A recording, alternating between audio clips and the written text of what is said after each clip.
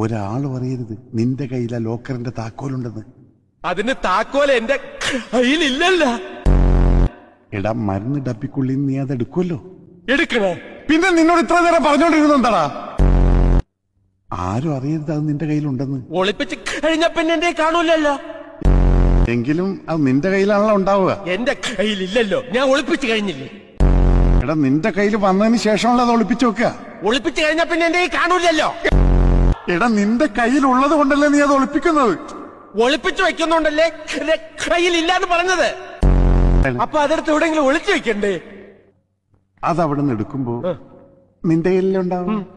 ആ, അത് നിന്റെ കയ്യിലുണ്ടെന്ന് മറ്റാരും അറിയരുതെന്നാ അച്ചായൻ പറഞ്ഞത്. ഒളിച്ചു വച്ചാ പിന്നെ എന്റെ കയ്യിൽ കാണൂലല്ലോ.